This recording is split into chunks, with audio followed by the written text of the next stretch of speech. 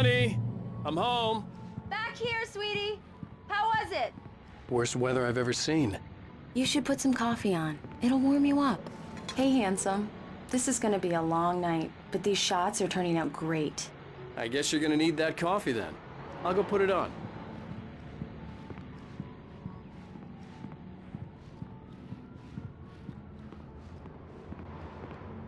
Coffee's on. Great, thanks. I'll need it if I'm gonna finish this by tomorrow. Oh, hey, I just finished those cover mock-ups. They're on your desk. Tell me what you think. No kidding. I didn't think you'd get them done this quickly. On occasion, I can perform all sorts of miracles, my dear. Oh, really?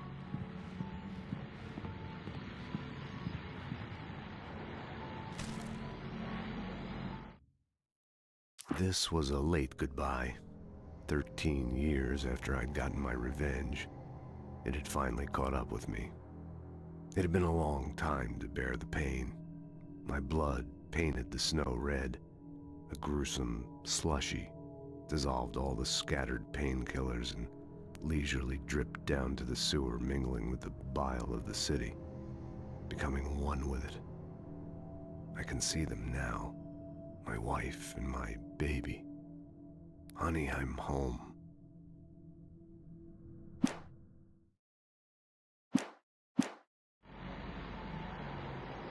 These look really good. Oh, sure, until Barry gets his hands on them. Which, by the way, will happen over my dead body.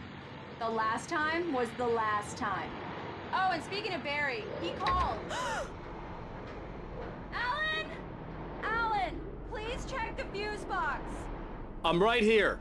I'm on it, honey. Please hurry!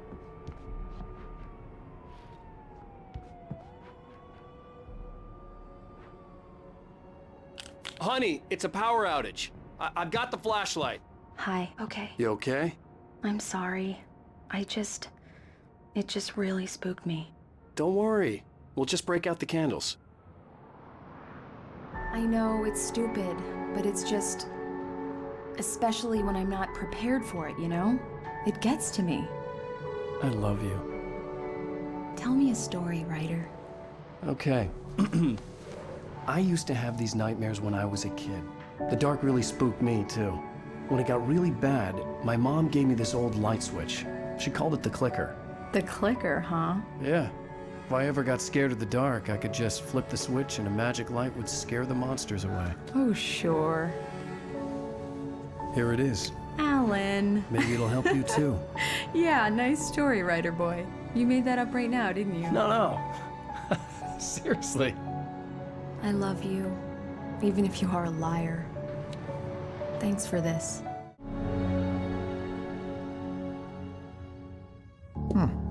How do you feel, Mr. Wake?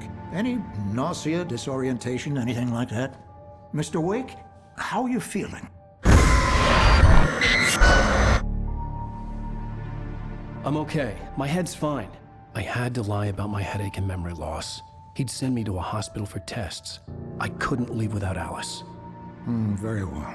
I don't think you have a concussion, but you've obviously been through quite a shock. You should take it easy for a couple of days. Thanks. Well then, Mr. Wake, we're done here.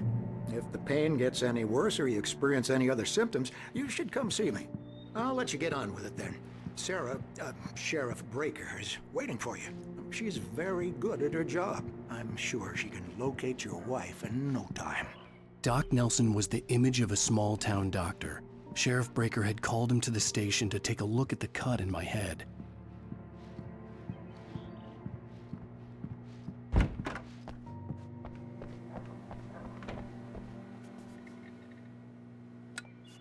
Thank you for testing the lights, Miss Weaver. Everything seems to be fine. I don't have the luxury of being complacent, Deputy Grant. The bulbs will need changing soon. You can't change them in the dark. I'll be sure to take care of it, Miss Weaver. Have a nice day now. Very good. I'll come back later on to emergencies just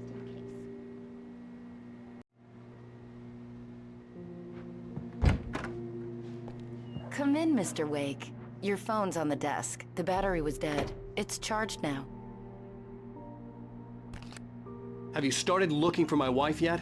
My men are already on it. Now, can you tell me what happened? I'm not sure. I can't remember. We were arguing. I walked out of the cabin. The cabin on Cauldron Lake? How did you end up at Stucky's gas station? I wanted to tell her what had happened last night, but I couldn't. She'd lock me up. Excuse me. I need to take this. Hello? Alice, please help me. Alice? Stop talking to the law. You'll do exactly what I say if you ever want to see your wife again. Who is this? Go to the back lot. There's a hole in the fence on the left. Look inside the junker. I left a little something there to convince you we're all on the same page here. After you ditch the cops, you're gonna meet me in Elderwood National Wake, Park. can I help you There's with a spot called anything? Lover's Peak. Midnight. Don't do nothing stupid, pal. We're watching you. Hey! Hey! I need more light in here. God damn it, more lights. I don't... Hey! Hey, mister! Hey, can you turn the lights on? The deputies, they don't understand. They won't listen to me. Thank you, man, thank you. Hey, you're all right. You're a good guy. Don't let anybody tell you different. The early morning light hurt my eyes and made my head ache. The man on the phone had said, go through the fence on the left. Well, folks, it's been another long night, and it's about time for me to sign off for a while. God knows I need my beauty sleep. Just one more item before I go. It's been a busy night for the Sheriff's Department. We've had a few broken windows, even a report of shots fired on Main Street. Deputies Mulligan and Thornton had to deal with two intoxicated young men who were celebrating the completion of their Deer Fest float. Now, folks, we get this every year. I know it's exciting, the big day's almost here, but let's save it for the party and leave the gunplay for the shooting competition, huh? There's no point in getting all worked up yet.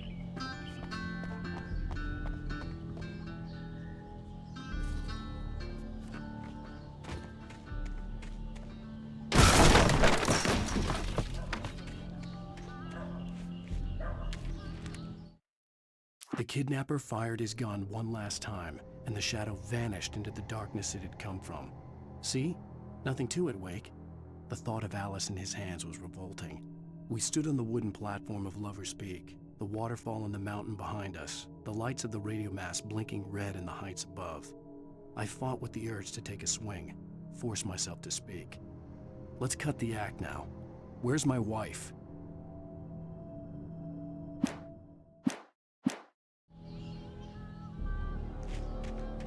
Alice's driver's license had been placed on the front seat. The caller meant business. Barry? Ow! Ow! Thank God! Where the hell have you been? I've been trying to reach you for a week, you and Alice. Oh, I've been worried sick. I flew out yesterday. I'm here in Bright Falls. Barry, listen to me. I'm at the sheriff's station. Come and get me. I can't talk now. Ow! What the hell is going on? I had to get the sheriff to let me go. I needed to get to Elderwood National Park to meet Alice's kidnappers.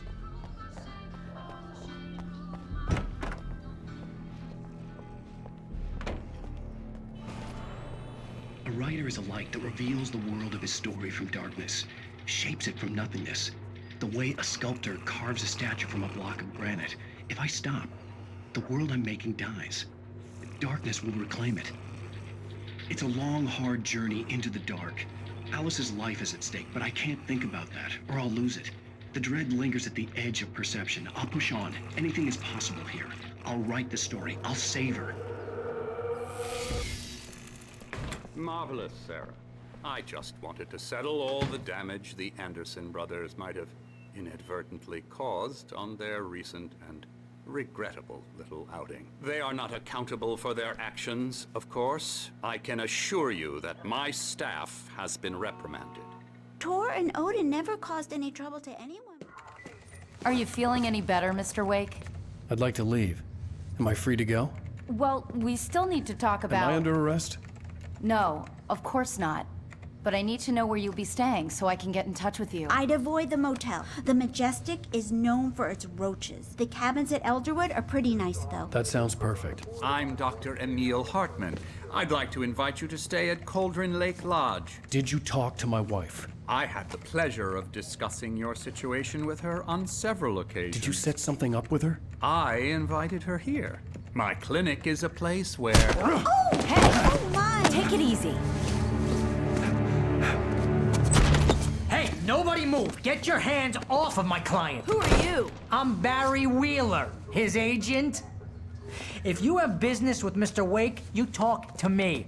You yokels won't know what hit you once I sick my lawyers on your asses. No harm done, Sarah. I'm all right. I don't want to press charges. Mr. Wake, my offer still stands. Get me out of here. What the hell was that about, Al? We don't need a replay of that thing with the paparazzi. I thought they were gonna lock you up. I had to talk to someone. I told Barry everything. He thought I was certifiable, but when he heard about the manuscript, I had him. The fact that I'd written something, even if I couldn't remember it, was enough for him. He smelled money. And he believed that Alice had been kidnapped. Anything beyond that was another story. I had a midnight appointment with the kidnapper in a place called Lover's Peak, somewhere in Elderwood National Park. The plan was to rent a cabin. I don't like it, Al. I don't like any of it. It's not good. In fact, it's the absolute opposite of good. Mr. Wake! Barry, you found him. Hi, Rose. Oh, wow. I was just thinking about you, too. Great. I was just bringing Rusty some coffee. He's on the balcony, looking after Max. Poor thing. I really need to go. Great to see you again, Mr. Wake. Later! Who's Max? What an airhead. Jeez, Mr. Takes a swing at everybody. This is not her fault. She's a very nice girl and, more importantly, a fan. She even has a fan site dedicated to you. And she was very helpful when I was looking for you. Seriously, Al, what you were saying in the car? Just listen to yourself. What, you shot a guy and his body just disappeared? When was the last time you slept? What, are you high? Have you been drinking? No! Look, Barry, I'm missing a week. And someone's got Alice. Do and you everything's understand what it sounds like when you say stuff like that? Don't get me wrong, it's a good story, could be a bestseller. But when you start confusing fiction with reality, you're buying yourself a ticket to the funny farm. Wait here.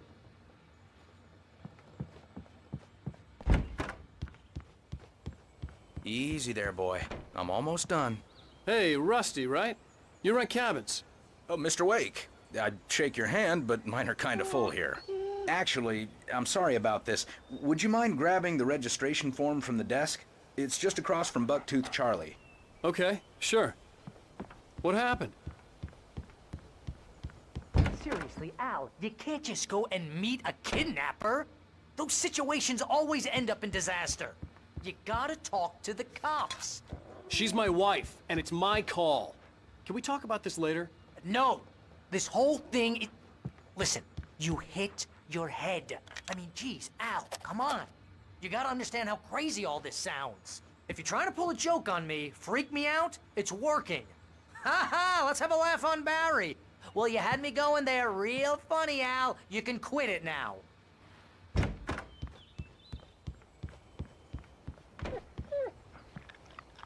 I think this is the form you wanted. And here are the keys. Okay, you're all set, Mr. Wake. Glad to have you staying here. Thanks. Can you tell me how to get to Lover's Peak? Oh, sure. It's at the end of the nature trail. Just follow the paths, you'll get to it eventually. It's an easy walk. Nice spot, too. If you have any trouble finding it, just keep your eyes on the radio mast. It's right below that. Look, Al, you're asking me to believe that you shot a dude who went poof into thin air, a guy who was bulletproof until you pointed a flashlight at him. You hear that from people who end up spending time in padded rooms, strapped to their beds, wearing white shirts with too long tangled up sleeves, and eating a healthy diet of pills. Al, you make cruel jokes about people who believe that kind of stuff. You're the skeptic. You gave me an hour-long lecture on homeopathy last month. What was it? If there's no proof, it's pure bullshit. Period. Guess the laugh's on me then. Al, come on! I mean, okay. Okay, maybe something weird happened to you, okay? Well, thanks for the heartfelt vote of confidence. All I'm saying is you gotta throw me a bone here, bestseller. What would you think if it was me? There's no way you should be going out at midnight with a gun. No one asked you to come here, Barry. Either work with me on this or go straight back to New York. Your choice.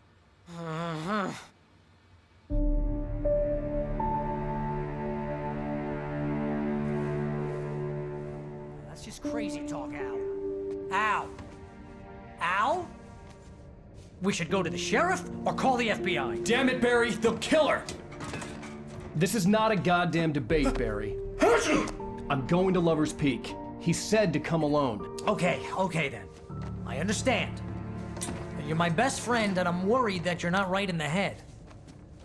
Tell me what to do to help and I'll do it. You stay here, and if I'm not back by morning, call the cavalry.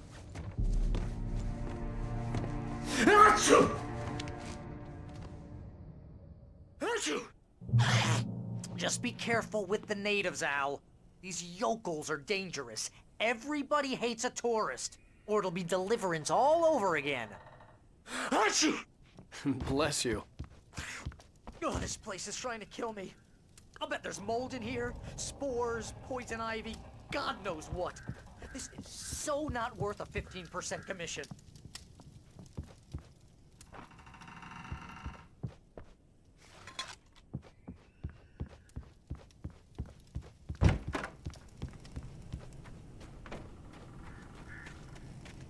I'll wait here, Al. I'll hold down the fort. I'll be with you in spirit every step of the way, Al. Locking the door now.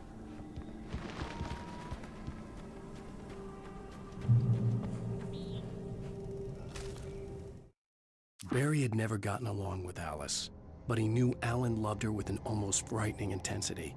And now something had happened to Alice. And here was Al armed with a gun and saying things people got put in padded cells for. It was as if his friend had experienced a massive psychotic episode and was now totally disconnected from reality. It scared the shit out of Barry.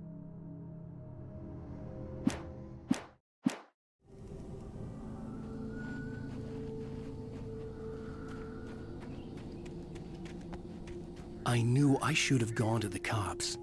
This wasn't the smartest thing I'd ever done, but I was still angry with Barry for trying to talk me out of it. These people had called me right in the sheriff's station.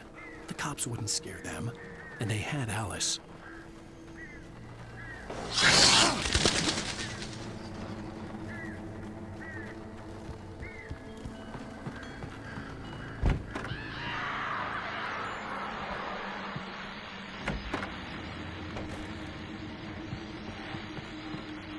Welcome back to the show, folks. As promised, our very own Dr. Nelson has just parked his rear end in the studio. Doc, what's your Deerfest plan like? My plan? You make it sound a lot more organized than I ever seem to manage.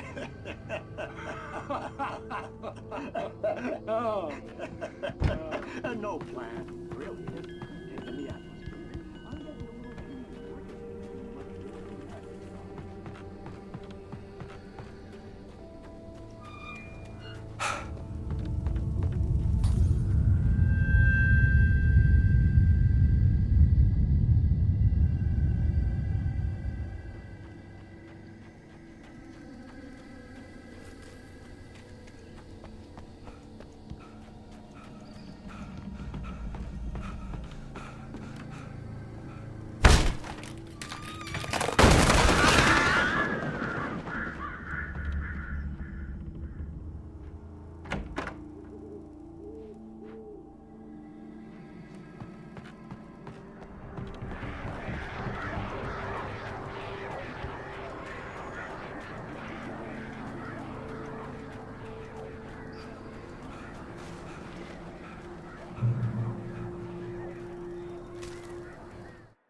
The air in the visitor center was heavy with an awful smell, as if some rotten drowned thing had crawled up from its grave. Rusty kept coughing blood. My eyes were drawn to the twisted shape of his broken leg. The attack had been vicious. Max whined in his cage. Rusty's eyes were wild with fear and terror. He gasped. Mr. Wake, it happened just the way it was on that page.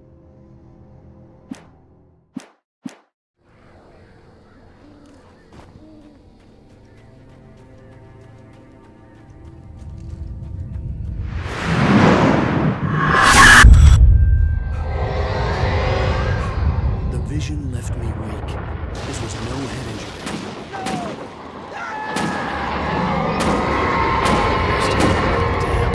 Rusty, hang on! I'm coming!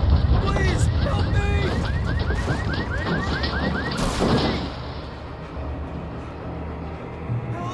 Help me!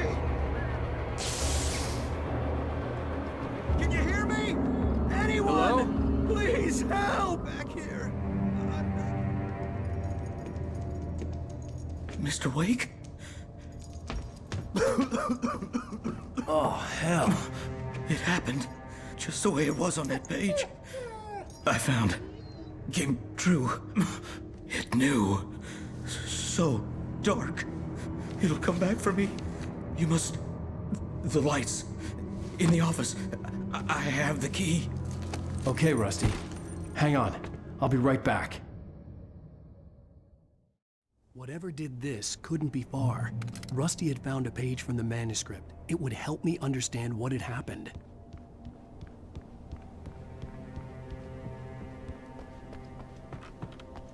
The only way to make sure that Rusty was safe was to get the power running and the lights back on. The visitor center was sturdy, but the impact turned the front of the building into splinters.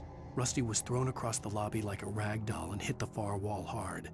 It didn't hurt until he tried to move and saw his leg bend the wrong way, felt the broken rib stabbing him on the inside. Rusty howled in pain and fear, suddenly afraid to die alone.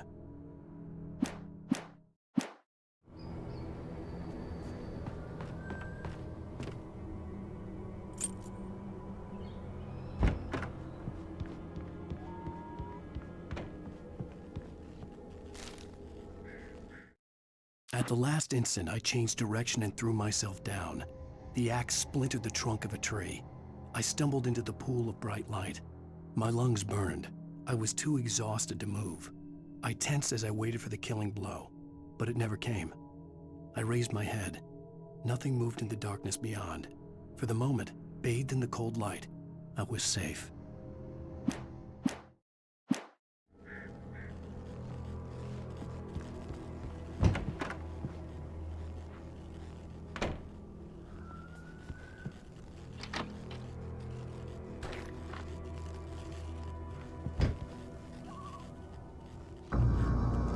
I was too late. Someone had destroyed the circuit breaker. There was no way to get the lights back on. Rusty! Rusty! The ground was covered with burning patches that looked like liquid darkness.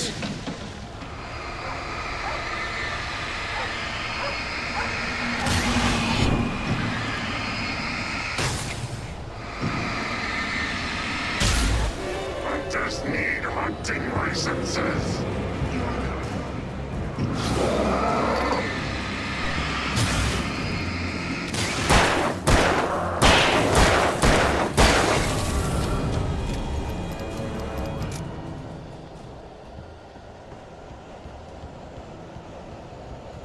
Something had torn a mammoth-sized hole in the wall. Don't feed the animals.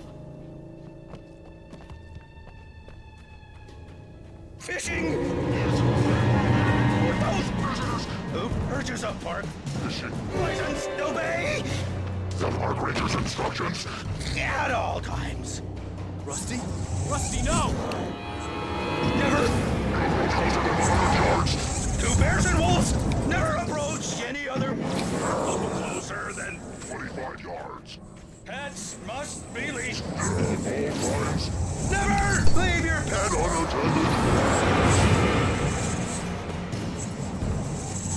It is against the law to remove any natural objects or historical artifacts from the park.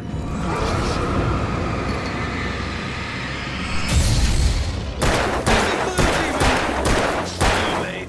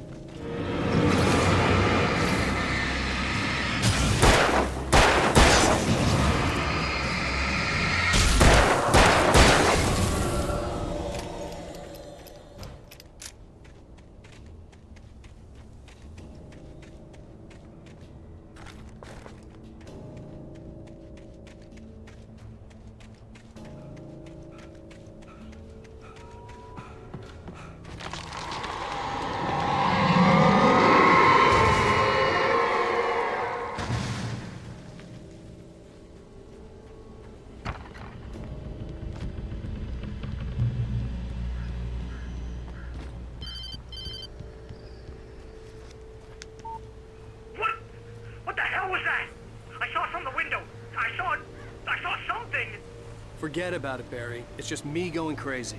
Oh, jeez. Oh, jeez. You're not crazy. I wish you were crazy, but you're not crazy. Ow, be careful. Stay in the cabin. Don't open the door for anyone. I mean it. In that last instant of consciousness, Rusty thought about Rose. He was older than she was. Rose was barely out of her teens, but she made him feel young and forget what a train wreck his long-dead marriage had been. He still wore the ring.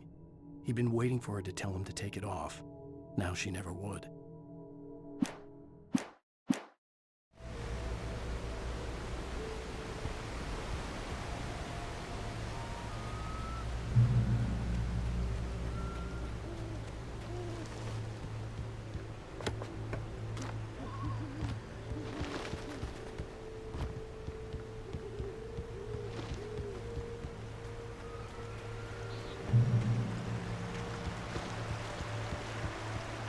Lover's Peak was at the far end of the nature trail.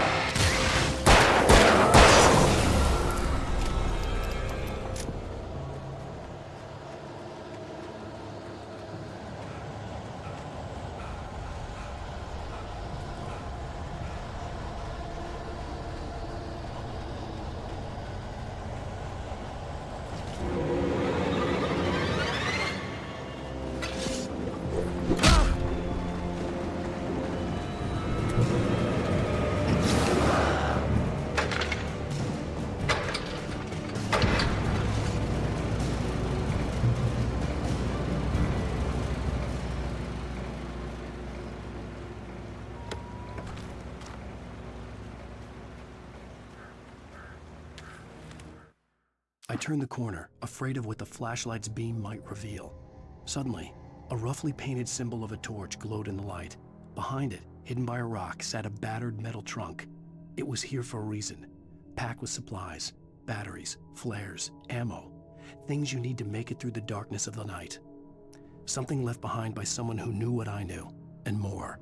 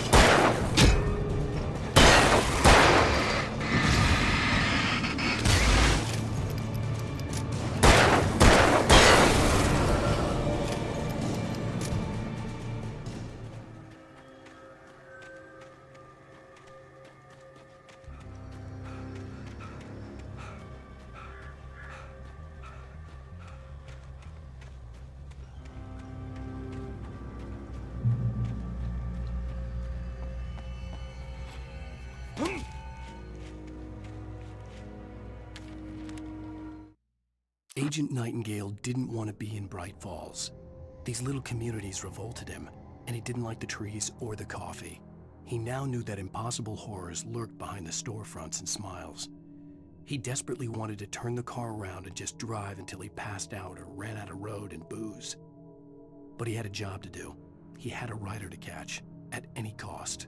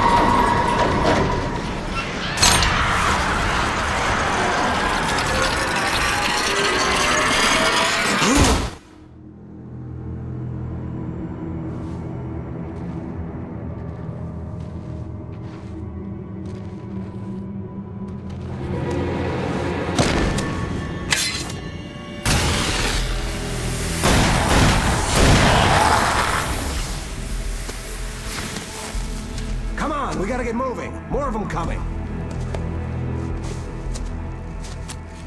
That flashlight's kid stuff. The flares won't keep the bastards away.